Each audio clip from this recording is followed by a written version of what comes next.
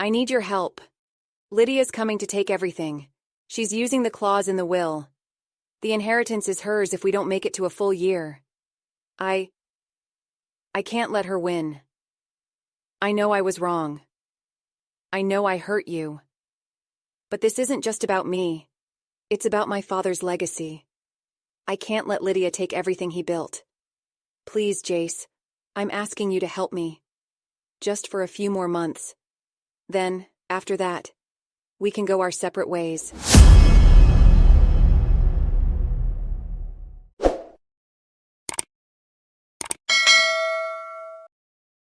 Elara paced anxiously outside the hospital room.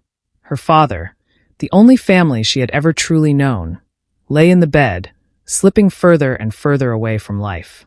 The doctors had told her there wasn't much time left. The thought of life without him felt unimaginable. Her father, Alfred Royce, had always been her anchor, the one person she could count on since her mother's untimely death. Her phone buzzed, breaking her thoughts. It was a message from her stepmother, Lydia, the woman who had swooped into their lives only 2 years ago. I hope you're prepared for what comes next, darling.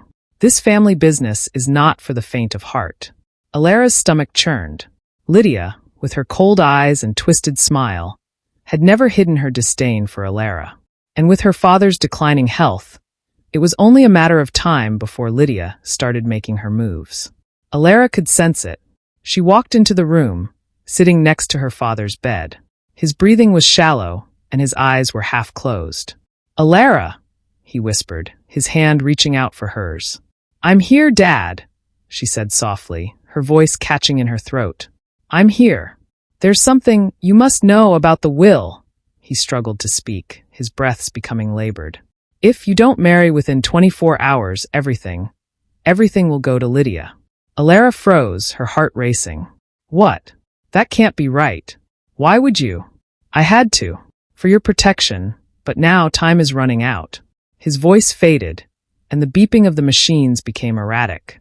Nurses rushed into the room, but Elara could only hear the last words her father had spoken. "If you don't marry within 24 hours, everything will go to Lydia." Before she could react further, the heart monitor flatlined. Her father was gone. Elara couldn't believe it. Barely hours after her father's passing, she found herself seated in the lawyer's office with Lydia by her side, a triumphant glint in her stepmother's eyes. Mr. Alistair, the family lawyer, cleared his throat as he looked over the documents. "As per Mr. Royce's will, Elara, you are the sole heir to the Royce fortune and family business, under one condition. You must be married by tomorrow, or the entire estate will be transferred to your stepmother, Lydia." Lydia smirked. "Well, darling, I suppose you better find yourself a groom quickly, shouldn't you?" Elara's mind spun. This couldn't be happening.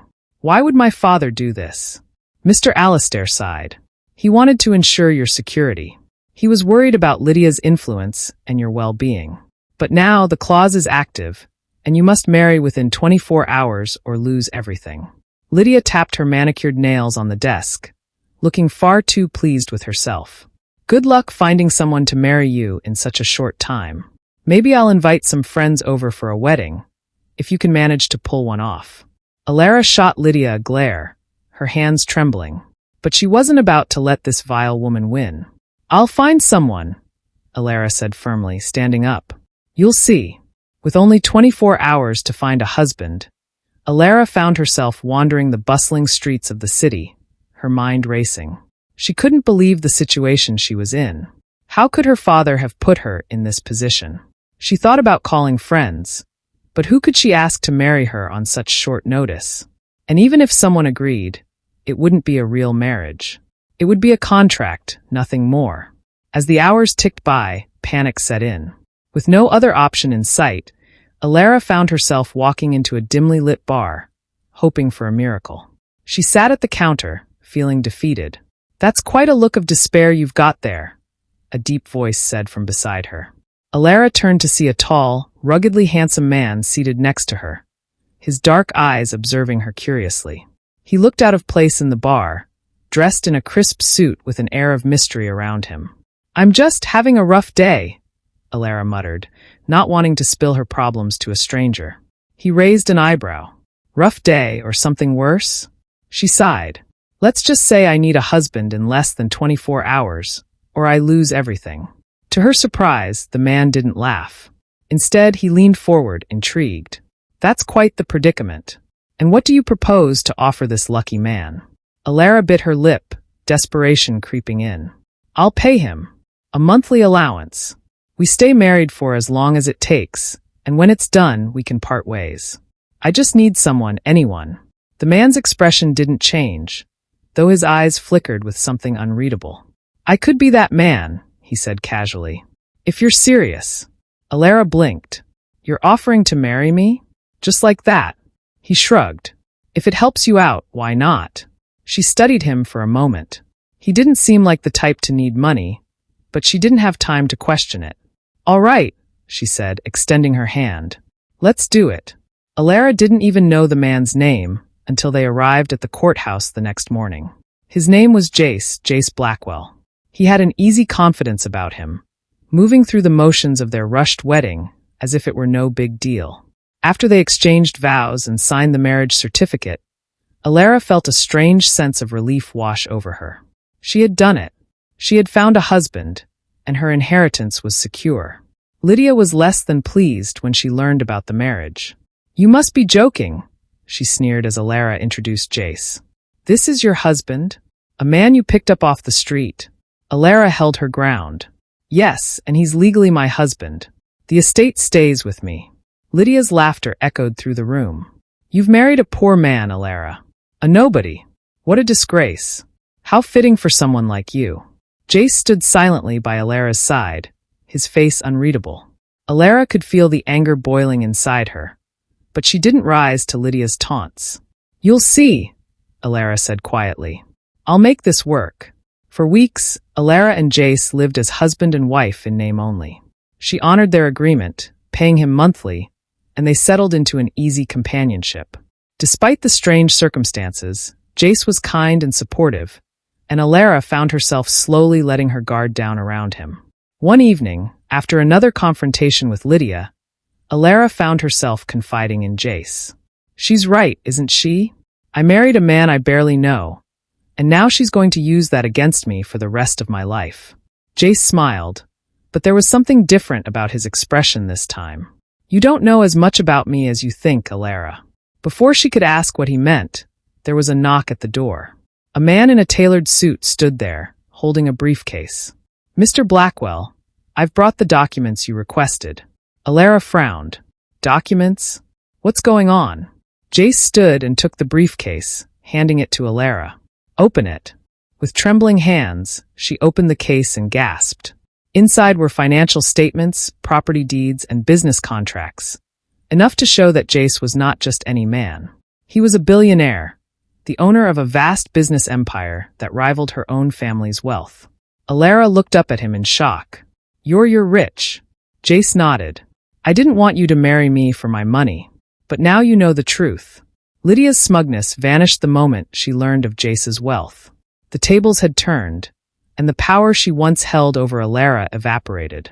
No longer could she mock Elara for marrying a poor man, and her attempts to take control of the estate crumbled. Elara, now more confident than ever, stood tall as she faced Lydia one last time. This is my life, my marriage, and my inheritance. You have no power over me anymore. Lydia, furious but defeated, could only watch as Elara and Jace walked away, hand in hand. As they left the mansion, Jace squeezed Elara's hand. I told you, you didn't know everything about me. Elara smiled, her heart lighter than it had been in weeks. Maybe I didn't, but I'm glad I do now. Together, they walked into a future that neither of them had expected. One filled with love, partnership, and the knowledge that they had outsmarted the woman who had tried to tear them apart. Jace's empire, which once seemed invincible, began to crumble. A series of bad investments and unforeseen economic downturns left him vulnerable, and the once prosperous Blackwell enterprises spiraled into financial ruin. Elara watched from the sidelines as her husband fought to salvage what he could, but no matter how hard he tried, the fortune that once made them invincible was slipping through his fingers. In less than a year, Jace went from billionaire to bankrupt. The sprawling estates, luxurious cars, and elite connections vanished, leaving only a shadow of the life they once shared. Elara, at first sympathetic, tried to support him. But as the bills piled up and their once glamorous lifestyle dwindled into something more modest, her attitude began to shift. The woman who had stood by him during the peak of their fortunes grew resentful. In her mind, she had married a billionaire, not a man who could barely keep the lights on. "You promised me the world, Jace," Elara spat one evening as they sat at their dinner table, the grand dining room feeling far emptier than before. "Now look at us, living like commoners." Jace, who had been silently brooding, looked up. "I'm doing everything I can to rebuild. This isn't permanent." Elara scoffed, pushing her plate away. "Everything you touch falls apart. I should have listened to Lydia. Maybe I really did marry a nobody." Jace said nothing. He couldn't deny the sting of her words, but he kept his emotions locked behind a stoic mask. Deep down, he was watching, observing. As months passed, Elara's resentment grew. Without the buffer of wealth to smooth over their relationship, she became more critical of Jace. The love and respect they had once shared seemed to dissolve, replaced by bitterness. With every passing day, she treated him more like a burden, and soon, Jace found himself not just ignored but openly belittled. Her transformation was complete. She no longer saw Jace as her partner, but as someone beneath her, a servant undeserving of respect or love. Jace, for the most part, kept his head down and endured her taunts. But deep inside, he was making note of every word, every insult, and every action. What Elara didn't know was that this downfall wasn't accidental. Jace was testing her. One evening, after another argument where Elara had reduced Jace to nothing more than a houseboy in her eyes, Jace finally decided it was time. She had failed his test, and he had seen all that he needed to see. "Elara, we need to talk." "What now?" she muttered, barely looking up from her phone. "It's about us. About everything that's happened since I lost my wealth." "What's there to talk about? You lost everything, and now I'm stuck picking up the pieces." "That's the thing. I didn't lose everything. I still have it all." Elara froze, the words slowly sinking in. "What do you mean you still have everything? We've been living like paupers for months." "It was all a test. The business losses were real, but the bankruptcy, the downfall, it was a controlled collapse. I wanted to see how you'd treat me when the money was gone. Yes, I wanted to know if you loved me for who I am, not for my wealth. And now I've seen the truth. You don't respect me. You don't love me. The moment the money disappeared, so did your loyalty."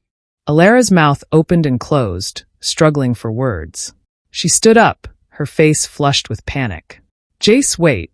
I didn't mean any of it. I was just frustrated. You don't understand." "I understand perfectly.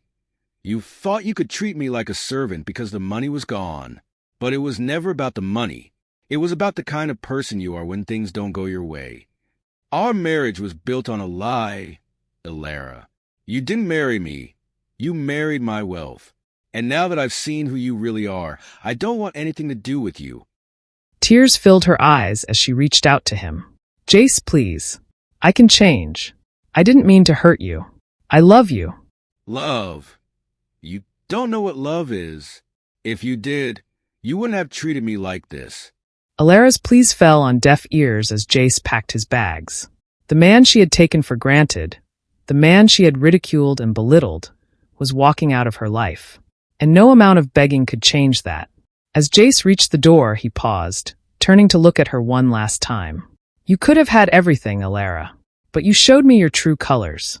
I hope one day you learn what love really is. But as for me, I'm done." And with that, Jace walked out of the door, leaving Elara standing alone in the mansion that felt colder than ever.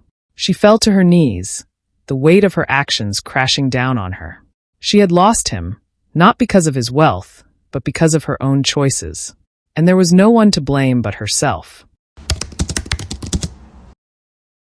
Elara stared at the letter in her trembling hands, her heart sinking into a pit of dread. It was an official notice from Lydia's lawyer, neatly typed and to the point. As per the stipulations of Mr. Alfred Royce's will, Elara's inheritance of the Royce estate and assets will revert to Lydia Royce, if the marriage between Elara Royce and Jace Blackwell does not last a full year. Elara's breath caught in her throat.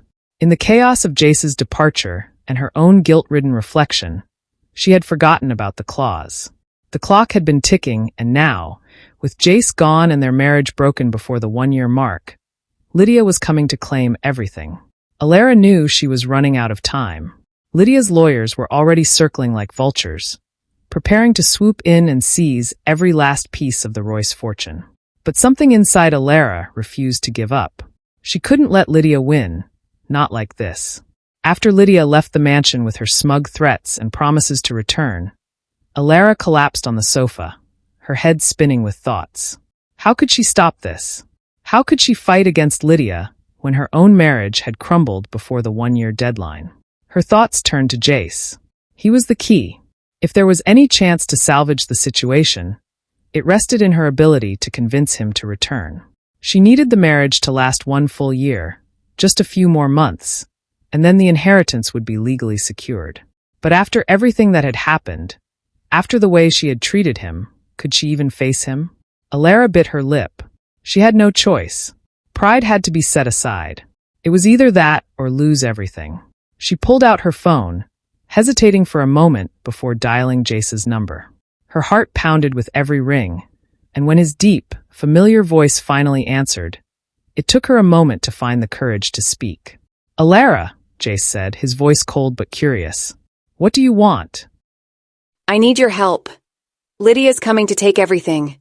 She's using the clause in the will. The inheritance is hers if we don't make it to a full year. I can't let her win. I know I was wrong. I know I hurt you. But this isn't just about me. It's about my father's legacy. I can't let Lydia take everything he built. Please, Jace, I'm asking you to help me. Just for a few more months. Then, after that, we can go our separate ways. Jace was silent for a moment, and Elara held her breath. Finally, he spoke, his tone measured and distant. I will think about it.